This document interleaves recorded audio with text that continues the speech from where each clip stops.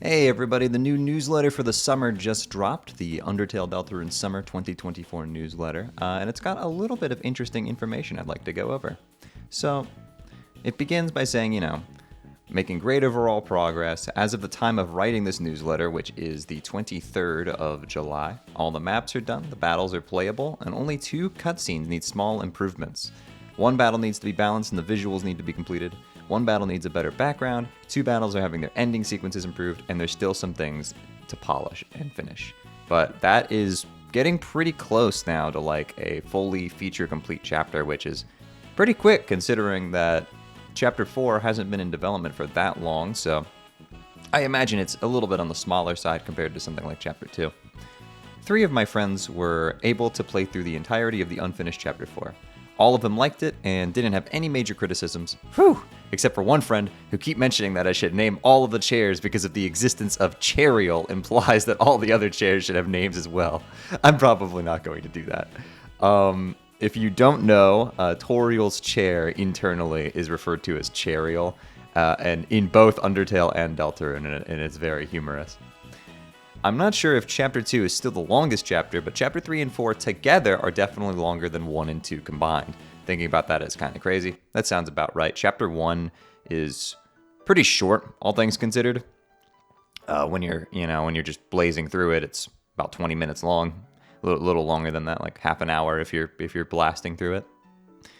Initial development of Chapter 5 is also progressing steadily. Most of the team is focusing on Chapter 4, but a few people are going ahead and creating an initial draft of Chapter 5's maps, working on bullet patterns, etc. And we've got this awesome art of Sans and Papyrus in swim gear. I like how Papyrus is not in any different gear. He just has the goggles on, but Sans is out here in a completely different shirt with webbed... Does this imply the existence of Sans having... of toes? I didn't need to think about that. So what? And we have this great... I love this pixel art here. I love... Look at Chris's expression is so good. I absolutely adore all of this. Chapter 4 is basically playable, minus some polish. So it must seem like Chapter 3 and 4 are going to come out really soon, right?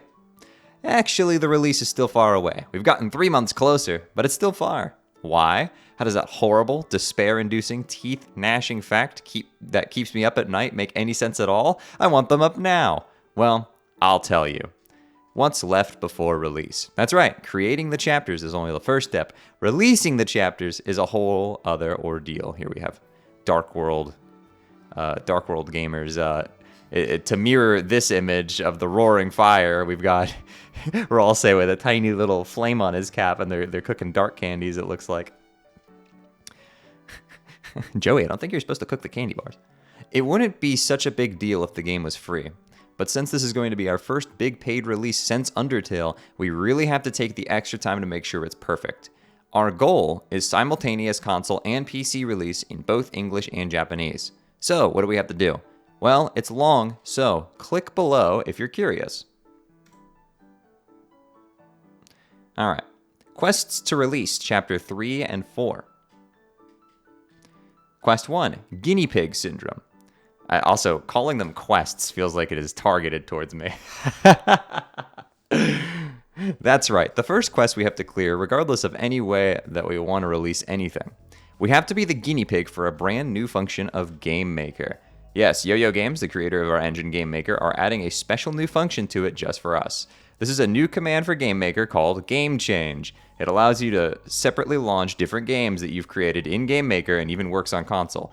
That means that we can create each chapter as an independent game project and swap between them using this function. I made a YouTube short predicting that this was the feature that they were talking about, and of course I was completely correct. For Chapter 1 and 2's demo, we initially committed the strange act of smashing both chapters together into one game project. It wasn't such an issue with only 2 chapters, but as the game progresses, doing something like that will become more and more troublesome. If you've ever looked internally at the code of Chapter 1 plus 2 demo, the way that Chapter 1 is integrated into the code is messy. It's not ideal. So I could see why they wanted to have this feature, because it's very, very, very messy. There's all sorts of like weird anomalies with how it's basically like it's in its own quarantine area. It's very strange. Here's the kind of trouble that could arise if we didn't have game change.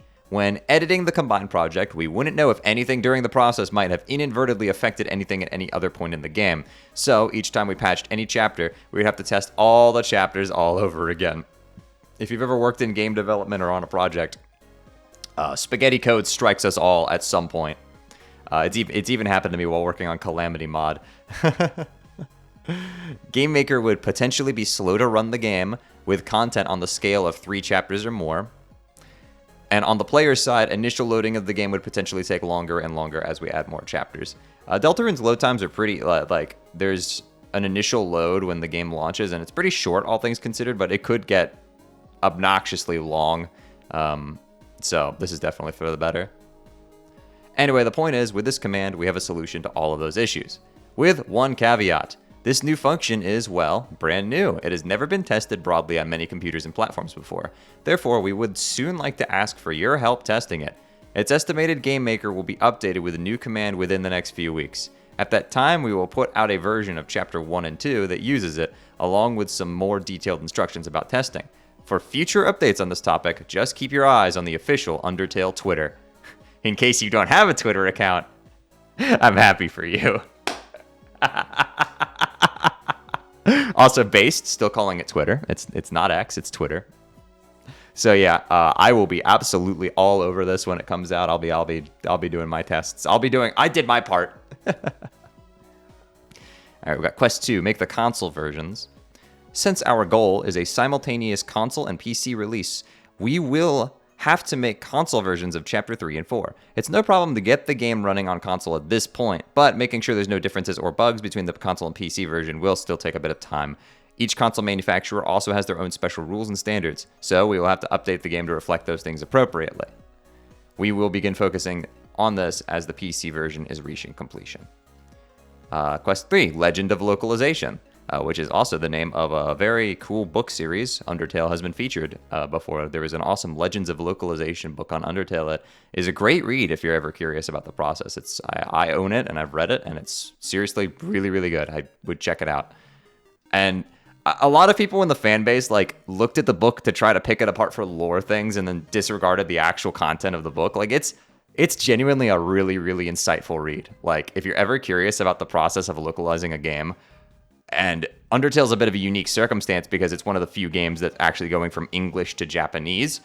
So English speakers can kind of see what it's like to see how the process works. And it's really, really interesting. There's all sorts of really cool stuff in there that I'd recommend checking out. As I mentioned, we are aiming for a simultaneous English and Japanese release. After all, it would be pretty strange if only the first 2 chapters had Japanese and then the 3rd and 4th ones didn't. At this point, getting the Japanese script in the game is trivial, but the location and timing of Japanese text always needs many small adjustments to make it as good as the English version. Plus, there's always some lines we forget to hand over for our translation. A great example of what they mean by timing here is imagine the cutscene that plays right before you fight Asgore in Undertale. In the earliest patch that features Japanese language, this wasn't properly synced, and the timing of the cutscene was just completely messed up.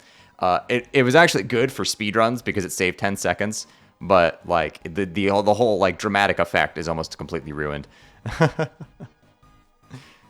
Chapter 3's localization is already amazing. Now that I can read the Japanese, I've been able to personally review every single line.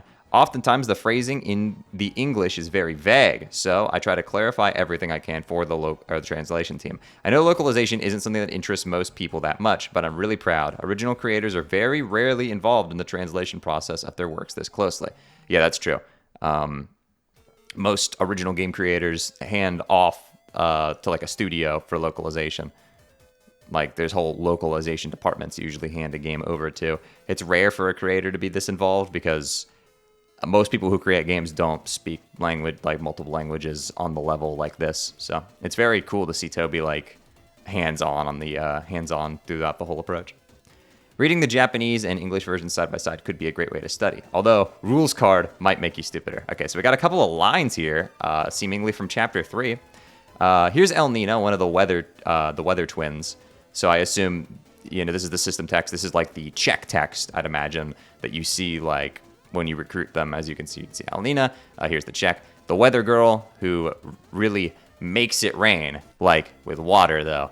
And as you'd imagine, that is a colloquial phrase, so when translated over to Japanese, they would have to alter it and localize it a little bit. That's like why this localization stuff is kind of tricky, because the phrase make it rain might not even be like relevant culturally. It might be. I have no idea. I know for Undertale, they had to change the name of Snowden they had to change it because the pun snowed in doesn't exist colloquially. That's only here. So the joke just wouldn't make sense if you translated it literally.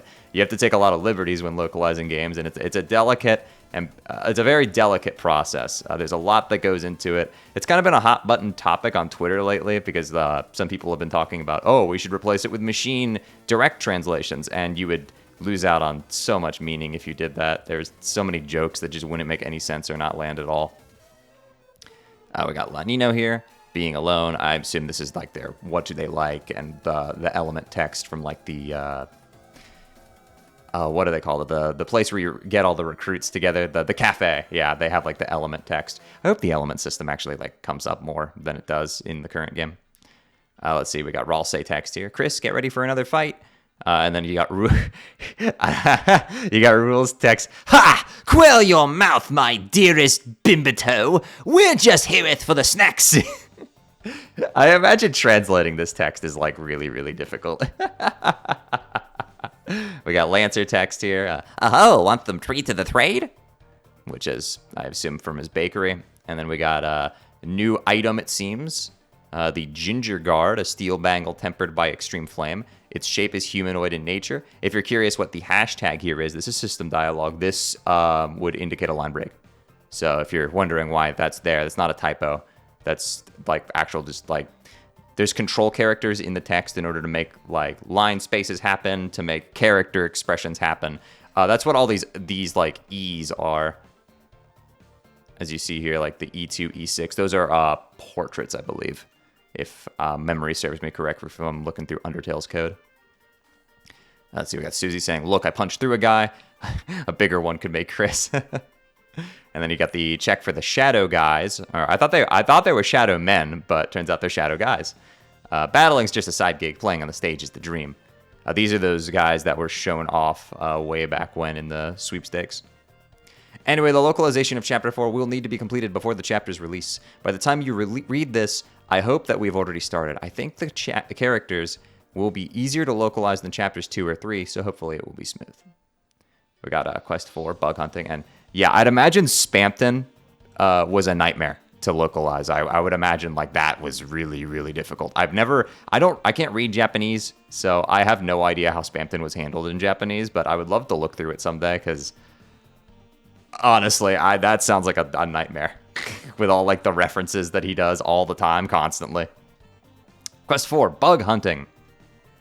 I love Ralsei's little sweat bubble here, just like what?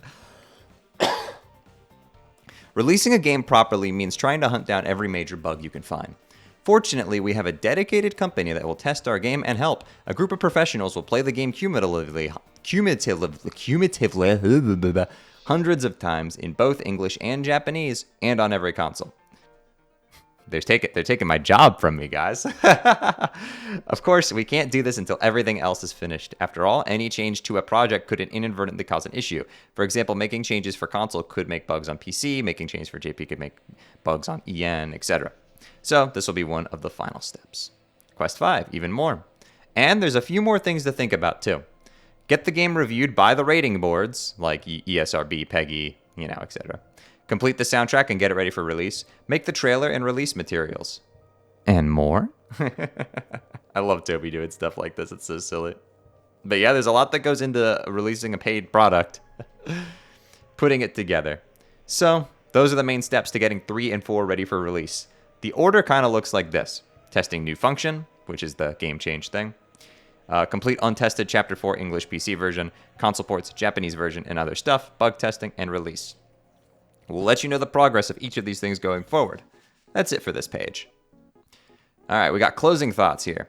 Thank you guys so much for your patience. I am monumentally thankful to everyone still waiting while we get over this final hill before the release of 3 and 4. With the progress on Chapter 5, I'm feeling confident that once Chapter 3 and 4 come out, the release schedule for the following chapters will be a lot smoother. It's still going to take a good while to get there, but once we do, you'll never have to wait so long for a chapter ever again. By the way, one more unrelated thing, and this is the song that Toby, Fox, and Camellia worked on together, Dead Man's Chest for HoloLive.